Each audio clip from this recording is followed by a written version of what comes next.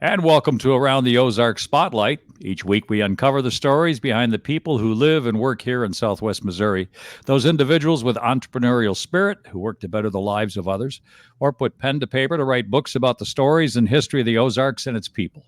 I'm your host, Scott Meier, and today we're going to explore the world of politics with former Congressman Billy Long from Missouri's 7th Congressional District. And Billy, it's good to have you back once again. Thank you. Appreciate being on. I enjoy listening to your show every time I can catch it. And you always bring a flavor of the Ozarks to the Ozarks, and that's something I think in mass media and everything today that's sorely missing. So it's great that you do this program. Well, I got to tell you, Billy, after living in the Ozark area for 8 years, I feel like I've gotten to know quite a few people and quite a bit of the history. But it's amazing how much the center part of the country has all the history, quite frankly, of the West, of not only the West Coast, but the central part of the country and favored some of the East as well. So it's exciting to be here, and it's exciting to be with somebody like yourself because you were once in the media yourself on this side of the microphone, and then you faced the media for many years in Washington. Let's talk about that a little bit. You bet. You bet. Yeah, I kind of like Jerry Clower, the old country comedian. I kind of backed into show business, and I'd never done any radio, but one of the stations in town called and wanted me to sponsor a big name that was coming to town. I said, well, I'm not interested in that, but if you want to, if your sidekick ever gets sick, can't come in for a day, holler at me and I'll come fill in for him. And she said, would you really? And I said, oh, yeah. And 10 days later, at 58 years old, he sat down to watch TV, and that's the last thing he ever watched, which shocked me. Oh, no. Yeah. And so it just one thing led to another, and they asked me to do a week and then a month and then 2 months, and 2 months led to 6 years. And so my wife listened that whole first week, and she said, I'm glad they didn't ask you to do 6 days, only 5. I said, why? And she said, you've used up all your good material, jokes, everything but I went on for 6 years and I never ran out of material, Scott. Congratulations. And I'm sure it helped you when you were in Washington. One of the things I wanted to do before we go into what you're involved in today, and we'll get to that, but let's talk a little bit about maybe some things that people don't know about Billy Long. Well, I was born right here in Springfield, Missouri on East Sunshine Street, 2832 East Sunshine, which if you go by there now, it's leveled. It's right next to the employment center there. And it was half mile outside the city limits, a 2-lane country road when I lived there. Sure. And my grandfather had a used furniture store, which ironically is where the Flame Restaurant is today. Mm-hmm. And then my daughters just opened up a store next door, Dale, along Traders, which was their great grandfather. So, we've been around Springfield a long time. And I was a mule skinner at the Grand Canyon. That's something people probably don't know. I led people down by muleback when I was a kid for one summer. Really enjoyed that, and got into real estate at 23 years old. And that's kind of ties into the politics thing. Oh, sure. I can believe that. Normal people, we don't want career politicians. So a 55-year-old guy that's been a real estate broker for 32 years and an auctioneer for 31. They said, well, first thing you got to do is sell your auction company, but you can't sell blue sky, and you have to give up your real estate license. So when I got out of Congress, January 3 at high noon of this year, when they gavelled out the 117th Congress and gavelled in the 118th, I was faced with having to go back to school at 67 years old instead of 23 when I did it the first time, and passing my real estate exam, which I'm proud to announce I did pass because I seriously had, I wasn't sandbagging. I had serious doubts at 67 years old if I could pass that again, because it's a state and a national exam, and I got by both of them. So I'm going to be selling real estate is one of the things I'm going to be doing post-Congress. My guest today on Around the Ozark Spotlight is former Congressman Billy Long. Do you like to be called former Congressman? Should we just call you Congressman? Because Congressman is fine. I mean, you'll be a Congressman the rest of your life, right? I mean, right. That's like General Ashcroft. If you talk to John Ashcroft, you always call somebody by their highest title. If he would have stopped at governor, you'd call him Governor Ashcroft. But he went on to be AG, a Senator Ashcroft, and then AG. So everybody calls him General Ashcroft because he was the Attorney General of the United States. So Congressman is fine. I always try to stop people, particularly here in the Ozarks, of calling me Congressman when I was home in D.C. I just wanted to be known as Billy. But in DC, everybody calls you congressman. But now that I'm out, it doesn't bother me at all. I'm a congressman. There was a congressman, so that's fine. Now, Billy, it's a little like the old football players back in the 60s and 70s that held jobs while they played professional football because they didn't make a lot of money. Right. Some of your fellow congressional partners left Washington or have left Washington multimillionaires. Yet Billy Long comes back and is looking into going into real estate. How do they do that on what a legislator makes? That's a great question, and I didn't figure it out. Of course, I didn't try. I took a very healthy pay cut to go out there. I never went for the money. I went because I thought we needed normal people that had run businesses, hired people, fired people in those positions. And the year that I went in, there was 96 new Republicans and 9 new Democrats that year, and it was amazing that. Or it's 80, I think it was 86 Republicans and 9 Democrats. But anyway, we had huge numbers. We had 2 auctioneers that were sworn in with me, a pizza parlor owner that had 10 children, a termite exterminator, a roofing contractor, 2 automobile dealers, nurses, doctors. So we really were people off the street. And I said I'd do 12 years and come home, and that's exactly what I did. And the funny, Scott, I was filling up at Sam's out here one day with gas when I was still in Congress. And a lady, she got big eyes next to me because she thought she saw a celebrity. And she said, well, what are you doing home? Were you here visiting family? And I'm like, no, I live here. I was out there 3 days or 4 days a week. And then I was home, the other 3 or 4 days a week. So I never, became part of Washington. I never moved the family out there, even thought about it. So I had a little tiny apartment that wasn't big enough to cuss a cat in. It cost me $32,000 a year, and back, we didn't get any housing allowance or anything. That's why a lot of congressmen live in their office. You'd be surprised. Kevin McCarthy lives in his office. Jason Smith lives in his office. Mark Wayne Mullen, senator from Oklahoma, lives in his office. So you'd be amazed how many people save that $32,000 a year live in their office. But I had a little apartment about 1.5 miles from the Hill. Billy, walk us through that first day. You've been in politics for a while now, but that first day when you were in Washington as a member of the U.S. House of Representatives, what was that like? Well, it was awe-inspiring. I mean, what was really awe-inspiring was when I first got elected in November on a Tuesday. The next Monday, you're in D.C. with your spouse. Barbara went with me, and they roll out for 10 days what it's like to be a congressman, take you around. And John Boehner, who was the incoming speaker, we'd just taken the gavel from Pelosi, and we're going to hand it to Boehner on January 3 of 2011. And he had a dinner, tablecloth and wine glasses and fancy silverware and everything in Statuary Hall.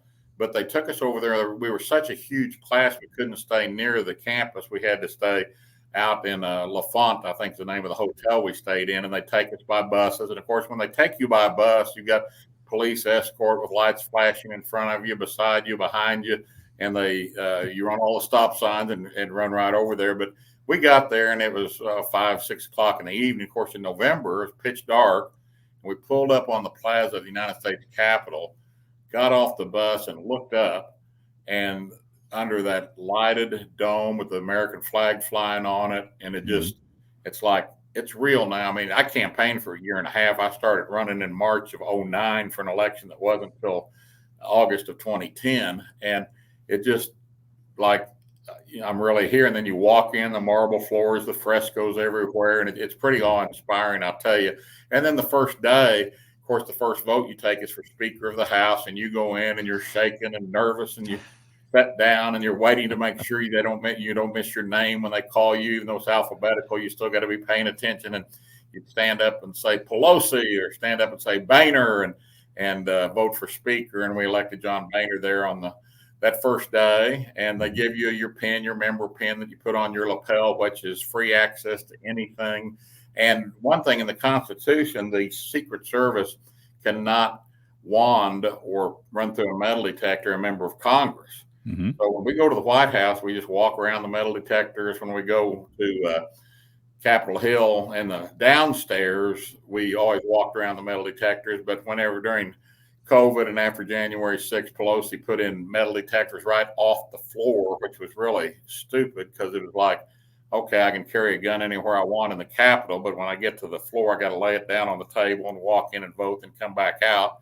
And I mean, who are you trying to protect? But it was just for, theatrics, just for the folks back home to see that, there was not going to be any trouble on the House floor because they were going to make sure we all walked through a metal detector. Mm-hmm. The fine was hefty, like $5,000 if you walked around the metal detector, which some people did on purpose and some people did because they were running late for something and forgot about it, or ran to the restroom 10 feet away and came back in and forgot to go through the metal detector. So they'd fine them $5,000, and they'd say, well, take 3 cents out of my paycheck for the next however many years it takes to pay that $5,000. So it was kind of a joke. What about the feeling that you got the night that you realized you won the election? I mean, there were a lot of people involved, obviously, in helping you get elected, but just the feeling that you felt as Billy Long, regular guy, and people liked you enough, wanted you enough, trusted you enough to represent them. Yeah, it's nerve-wracking. We had our watch party out of Metropolitan Grill out here on East Battlefield, and KY3 had, I can't remember the reporter at the time, that they had a young lady out there covering it, and everyone thought I was going to win. I was up in the polls, and it was supposed to be, a lay down. But then I got to thinking, what if I don't win this thing? And we've got all these supporters here and so it's kind of a relief to see those numbers come in. And I won by 7 points, which might not sound like a lot, but 7 points in an 8-way primary was a huge victory on that first go around back in 2010, August of 2010. So it was, and then the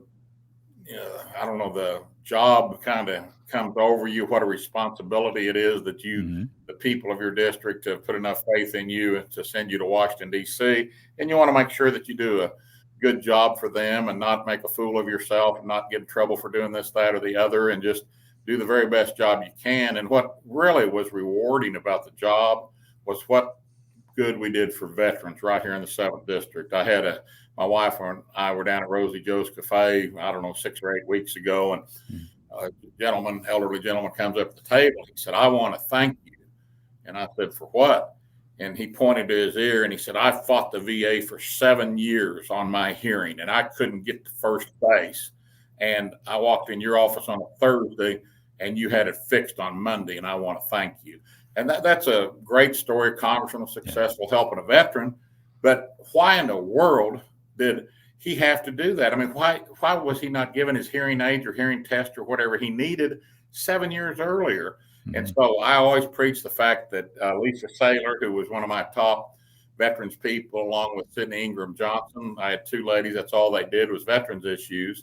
And thankfully, Eric Burleson has retained Lisa Saylor, and the veterans were thrilled about it because she's got such a reputation. We'd have veterans come in from out of the district, other congressional offices, because maybe they couldn't get as much help with their folks as they could in Springfield or Joplin office. And so that was really rewarding about the job. You can get very little accomplished in Washington, D.C., but back home you can really help folks. You're hearing Congressman Billy Long on Around the Ozark Spotlight today. Good enough to have Billy give us 30 minutes of his time because he's still a pretty busy guy. When you told your wife, Barbara, that you wanted to run for the U.S. House, she was all in. Yeah, Barbara has a saying. She said, me and Billy never planned our life. I mean, she was from Cheyenne, Wyoming. We dated long distance when she was in college. I'd call her every Thursday at a set time. And back then I'd call her sorority house, and there was no cell phones or anything like that. And, she'd pick up because she knew it was me. They only had one phone in their sorority house. And we'd talk. And then I talked her into coming here and going to Missouri State to finish up a couple of years of her college degree. But she's always had a saying that me and Billy never planned anything. And we just always kind of jumped in and dog paddled to the other side. We were going to make it work one way or the other. And I think that's a pretty good terminology, that we just jump in and just, dog paddle our way across to the other side. That's a great story. Thanks for sharing that. We'll be back in a moment with more on Around the Ozark Spotlight. I'm your host, Scott Meier. Back right after this. And welcome back to the second half of today's Around the Ozark Spotlight. We are blessed to have, and I mean blessed when I say that, Congressman Billy Long. And we already decided in the first half of today's show, we're not going to call him former congressman, because once a congressman, always a congressman. But now, Billy, you're doing some other things. Now that you're back and you're out of Washington, D.C., and you're out of living in I'm guessing, a relatively small apartment out there, given what you get paid and what your apartment help money looked or didn't look like. But now you're back in the Ozarks, and you must be doing something. Why don't we talk to the folks about what you're doing? Yeah, when you know, I knew ever since August of 2022, I guess, that I would be, coming home at the end of December, and third day of January, I'd be out of office. And so you start looking, you start talking to former colleagues. Hey, what are you doing afterwards or whatever? Because I need to work. I mean, 12 years at a real reduced salary from what I used to make when I was an auctioneer and real estate broker. It was time to get back to work and try and make some money. And I kept talking to this person and that person and this lawyer and that person, and people to help find congressman jobs after Congress. And everybody kept saying one thing to me, Scott. They said, when you find it, you'll know it. When you find it, you'll know it. When you find it, you know. And frankly, I thought that there was a world of time from August to January 3. I'd had plenty of time to interview and talk to different people and figure out what I wanted to do. Did I want to work in D.C. and go in when the congressman went on, which would be on the same travel schedule I've been on for the last 12 years, or did I want to work here in the district? Now, I knew one thing. I wanted to get my real estate license back. I really missed real estate. I've been a real estate broker since I was 23 years old, like I said, and I really missed that part of it. Auctioneering, it has changed so much over the years. I'm not going to say I missed it, but I had a very successful career as an auctioneer for 31 years. And I'm not counting the 12 years I was in Congress. So when I say 32 years in real estate, 31 in auction, that didn't, extend the other 12 years. I did that before I went to Congress. Sure. And so I wanted to go get my real estate license back. I knew that. I thought maybe I wanted to get my auction license back. But when I found it, I knew it. And that was that a friend of mine started talking about the Employee Retention Tax Credit Act that we passed under Trump. And of course, I knew all about it. And then we redid it under Joe Biden. And so, pretty much everyone qualifies now. And the thing I love about it, I was always one of the most conservative members of Congress. I voted against the omnibuses, the minibuses, the continuing resolutions, everything. And all the big spending packages. But what Employee Retention Tax Credit, we're rewarding employers for keeping their employees during COVID. And it's a refund to people of their own money they paid into the IRS back with interest from the IRS. And so it's a very, very complicated, sticky wicket to get through, to lead people through. In fact, our company, Lifetime Advisors, we have a 51-step process we go through. We have 8 guarantees. We have audit protection. I got a call this morning from a local company who you would know very well if I told you who it was. And he said, hey, we just got our first check. And he wanted advice on hiring a CPA because he wanted to get rid of his CPA. And I said, why? And he said, oh, they're a disaster. He said, in fact, if I would listen to them and not you, I would have never gotten this money. And he's getting a very sizable refund. Rosie Joe's Cafe that I mentioned earlier that we were at, they got a big refund. A funeral parlor here in town got a big refund. Not-for-profit down in Joplin got $3.6 million back. Wow. My church, First and Calvary, did it before I was in it. They got their refund. And so it's not like and people tell so many stories and they get PPP conflated with ERTC, Employee Retention Tax Credit. And I've had people tell me to my face, well, we did 2 rounds of PPP and we really didn't feel good about it because we really didn't need the money. So we don't want this ERTC money. I said, now, wait a minute. You're willing to take money we didn't have, we printed from nowhere, passed it out willy-nilly, 2 rounds of it, and then we said, oh, by the way, you don't have to pay us back. Yeah, that was fine. But now you're not going to take your own money back that you paid in on your employees' taxes to keep them employed with interest from the IRS. And so and one thing I've noticed about it, I started January 3 at high noon. East Coast time, because that's when they gavelled out the 117th Congress and gavelled in the 118th. So I was out of office.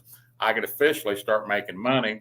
So I started calling people. And the people I talked to in January and February that were hesitant or thought it was a trap or thought they'd get audited or blah, blah, blah, they you know, all of a sudden, June and July have been record months for us, which has gone through the roof because everybody's seeing their buddy at this roofing company get $1.5 million of their own money back. And this HVAC company gets $787,000 of their own money back. Mm-hmm. This garden place get $767,000 back. And they talk amongst themselves and they say, hey, you need to call Billy Long at 262-5000 and find out about this, because he was there when they wrote the law. He was there when they amended the law. Yeah. And well, I say law, but it's actually a tax law change. It wasn't a bill. It wasn't an appropriated bill, so it doesn't spend any money. That's what I love about it. Mm-hmm.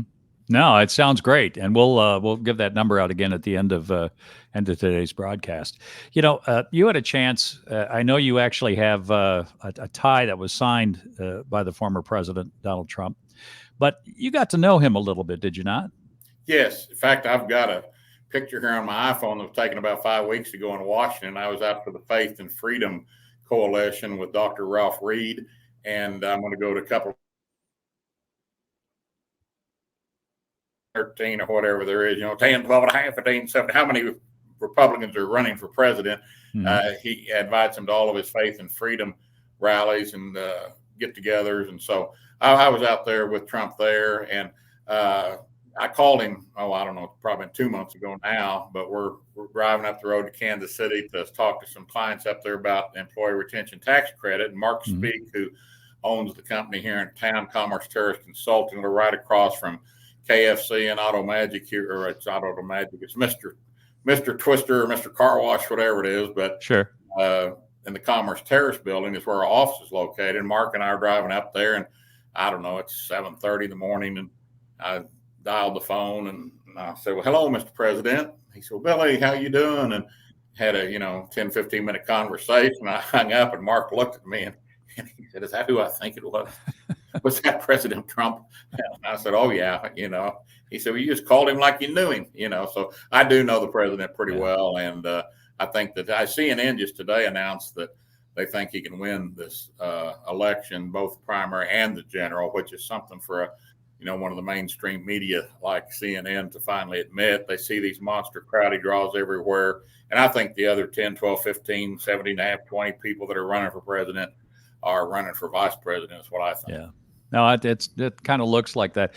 Can you share anything that you found out about Donald Trump that maybe the folks don't know? He's like the Energizer Bunny. I mean, he never rests. He never quits. He's very knowledgeable on all the subject matter. I was on Air Force One with him 7 different times. And in the middle of Air Force One is a big conference table where the Congressman sat, and that big, huge TV on the wall that played Fox News all the time. He's not too big of a fan of Fox News right now, so he probably wouldn't be playing Fox News today. But he'd come back and always visit with us. He knew about our district, knew about our area. He wanted to know what I was doing when I talked to him on the phone the other day, and I said, well, I'm helping people get their own money back from the IRS with the employee retention tax credit that we passed under you. Oh, good, Billy, good. But he just, if you watch him give a speech, I may be wrong. Maybe he's taking a drink of water sometime. But at that event in Washington a couple of weeks ago, or 5, 6 weeks ago, whatever it was, I was talking about the Faith and Freedom Coalition. It's a big banquet there. It's in the Washington Hilton where they have the National Prayer Breakfast. I know a lot of the folks here in the Ozarks have been out to the National Prayer Breakfast, so they know that big oval room and 2,500 people in there. And he'd gone on for about an hour and a half. Mm-hmm. And like I've seen him speak 1 million times. There's 6 elevators in the hotel. I'm not going to fight 2,000 people to get a hold of one of the 6 elevators to get up to my room tonight. And I had a really early flight the next morning. I had to be at the airport like 5:30. And so I told the people at my table, I excused myself, and I said, I'm leaving. I'm going to bed, turn in. And he talked for about an hour and a half at that point. I thought, well, he's just about to wrap up. No, 10, 15 minutes be a mad rush for the elevators. So I go up to my room, go to sleep. And the next morning I was talking to my friends, and they said, he went another 45 minutes after you went to bed last night. So and he doesn't sleep.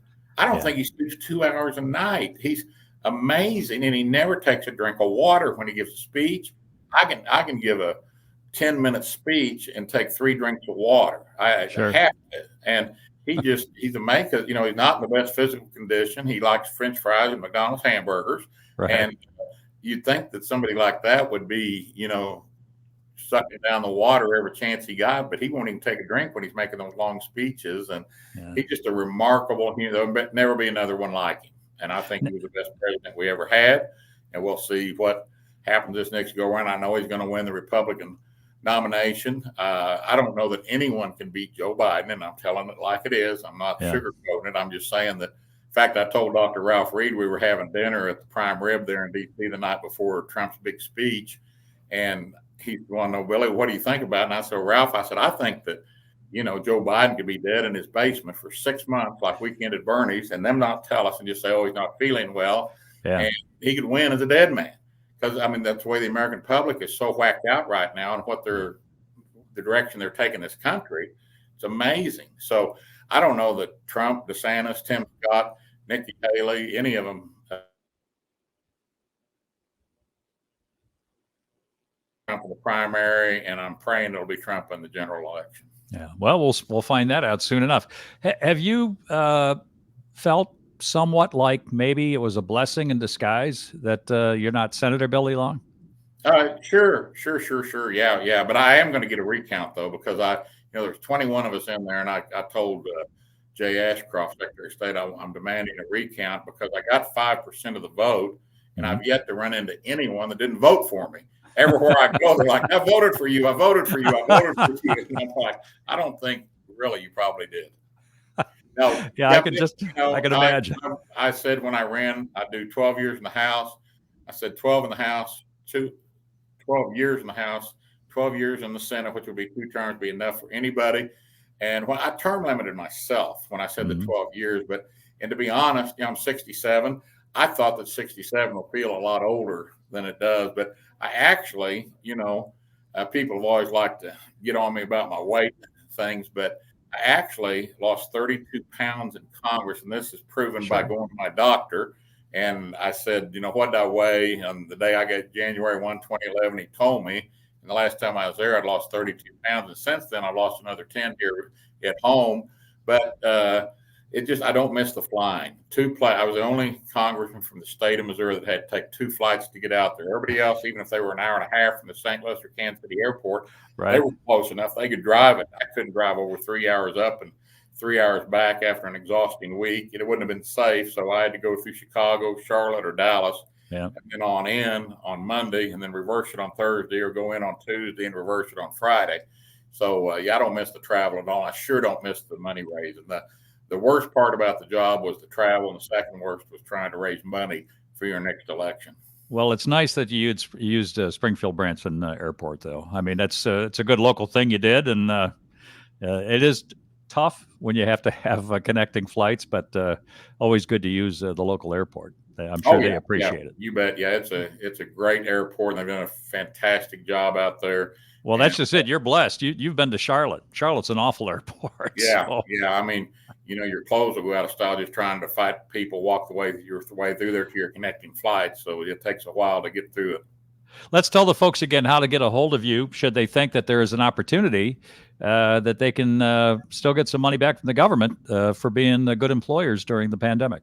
Right, and it's their own money back. It's not government money, but it's 417-262-5000, 417-262-5000, Commerce Terrorist Consulting. Just tell them Billy sent you, and they'll hook you up with me. And it's a lot of people, can qualify. You have to have a minimum of 5 employees, up to 500, and you no longer have to prove COVID adversely affected your business. You no longer have to have 2 down quarters out of 6, and it has to do with the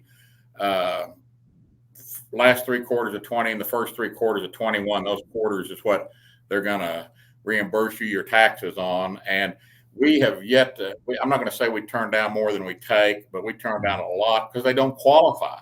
And if we're not 100% sure you qualify, we don't turn in the paperwork. We don't start the 51-step process. We don't amend your 941 returns. But a lot of people are sitting on a lot of money they don't know about because they've listened to a CPA that knew about it when 2020, but they didn't check back when we changed it in 2021. So a lot has changed, and a lot of people out there qualified that don't think they do. And again, like I said, we've recovered over $1.3 billion. Our company, Lifetime Advisors, out of the Twin Cities area. It's actually in Wisconsin, but you fly to the Twin City Airport. And but it's exciting to be able to give people their own money back instead of a handout program like PPP was. That was just money we printed. We didn't have, ran up the national debt. This is just getting folks their own money back. And there's a manufacturer down in Purdy, Missouri that got over $600,000, and he's buying new equipment, hiring new people. People can really use this money. And the Senate had the IRS commissioner in a month or so ago, and Sheldon Whitehouse was chewing him out about it. He said, people are waiting. You all need to speed up this process, getting them their money back. People are going bankrupt, waiting to get their refund of ERTC. Sure. And since they did that, it's amazing how fast people are actually getting their money back. So have them call 417-262-5000. Tell them Billy sent you. Billy, we're out of time. You'll come back? Oh, you bet. You do such a great job. How could I not be on with Scotty Baby? Thanks, man. I want to thank my guest, the one and only Billy Long, today on Around the Ozark Spotlight. Also, my producers, Taylor Worley and Jay Stevens, as well as all of you for joining us. If you happen to miss all or part of today's show, you can find it in its entirety on the MidwestFamilySpringfield.com website, the AroundTheOzarks.com site, or even our new app for Around the Ozarks, which can be found in the Apple App Store or Android apps. And you can also hear all of not only today's show, but all the shows that we've had this last year and the previous year. And please do that. I'm Scott Meier. Remember, every day is a gift. Have a great day. Thanks, Billy. You bet. Thank you, Scott.